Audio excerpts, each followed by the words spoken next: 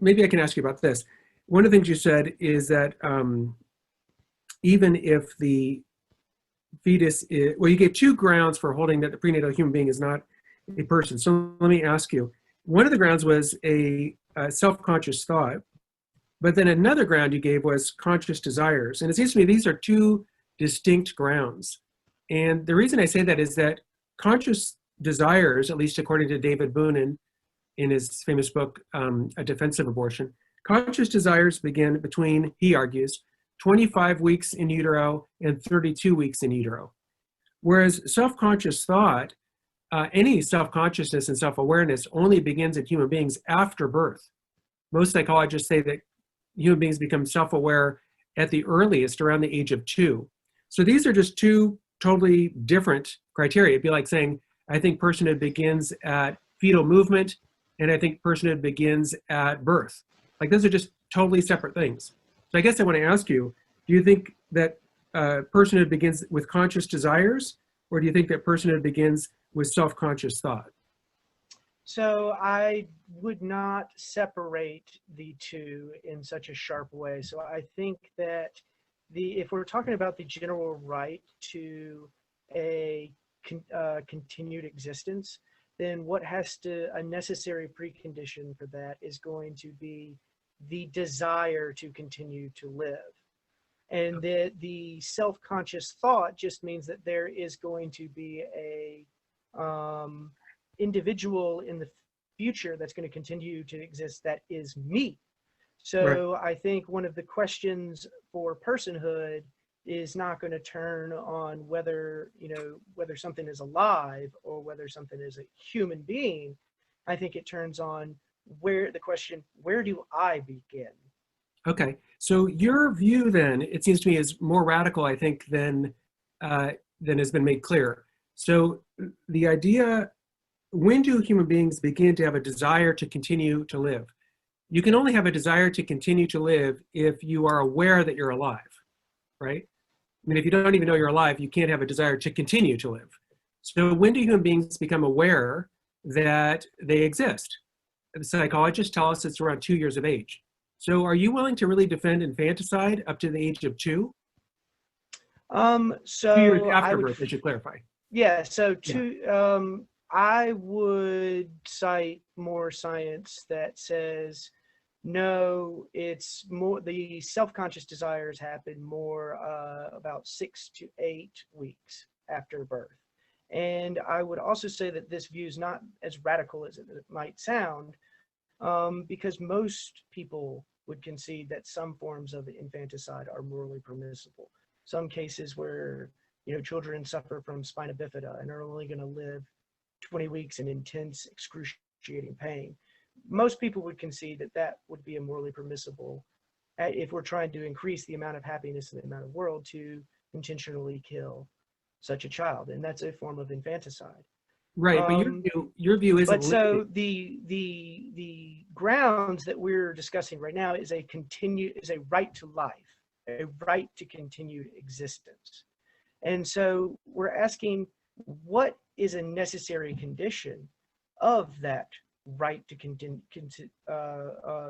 existence? Now, there might be other grounds on which it would be unwise or morally impermissible or irrational to intentionally kill a child after it's born on some other grounds. So in engineering, what we call a factor of safety. So if we think that the morally relevant properties happen somewhere around 8 to 10 weeks after birth, well, then we're going to restrict where the line is going to be drawn, so it's well below that. Perhaps there's some point before birth in which we draw the line so that there is a factor of safety built in. Because again, the majority of abortions are done in the first trimester anyways. So what we're talking about in this situation too is, the very, very small extreme examples of when,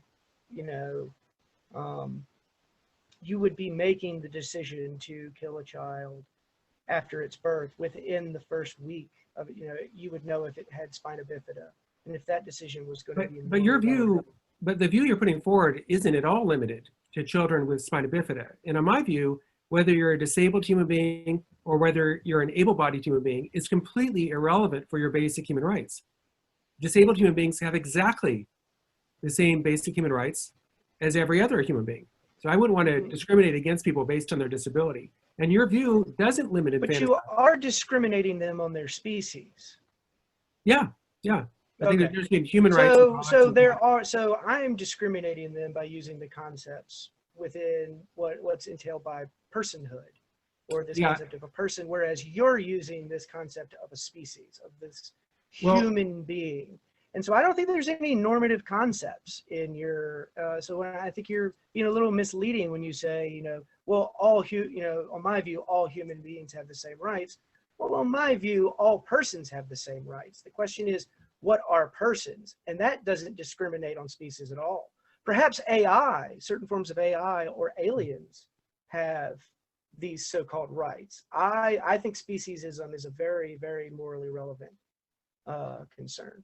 Yeah. So I am not, to go back to the self-consciousness, I think you're medically mistaken. I'm not aware of any psychologist who thinks that self-awareness and self-consciousness arises before around the age of 2. And your view, it seems to me, is it isn't that, oh, well, we would have infanticide until 8 weeks and then move it up arbitrarily to a week. If you really hold that the right to live begins with self-awareness, and the scientific literature is correct that self-awareness arises around the age of 2, and I'd be happy to email you citations from the scientific literature that show that, then your view really is that infanticide is permissible up to the age of 2. And you might say, well, this is rare and it doesn't happen. It does happen. In the United States, every single year, there are many cases of infanticide. And if you look outside the United States at China and India, there are thousands and thousands, indeed millions of cases of infanticide. In fact, there's an estimate that in China, there's about 46 million females that are missing. And those are cases mostly of either selective abortion of females or of infanticide of females. So I don't see how, on scientific grounds, you can hold the view that the right to live begins with your desire to continue living. And your desire to continue living can only arise if you know you're alive and you have self-awareness. And you only have self-awareness at 2 years of age, around 2 years of age. About the burning. Sorry, yeah, you want to run? Yeah, so I think part of the disagreement might be here is there is a distinction between self-consciousness and self-awareness. Mm-hmm. So that I would want to make. So you're saying that, I think what you mean is that self-awareness happens about 2 years of age. Self-consciousness is something different. Right, but how could you have a desire? So self-consciousness will be, if we think of ourselves as we put all of the things that are about us in a box, and all of our relations, all of the things about us, but then we take the box away. That continuity that's still there, that's the self-consciousness, meaning so that there are experiences that are unified in such a way that there is a desire to continue living, and this psychologically unified entity that such that if we were to thwart that desire to continue living, we would be sacrificing something morally relevant. So this concept of self-awareness here is not, or self-consciousness is not the concept of self-awareness that we would be talking about at 2 years of age, where a child literally has the concept of me.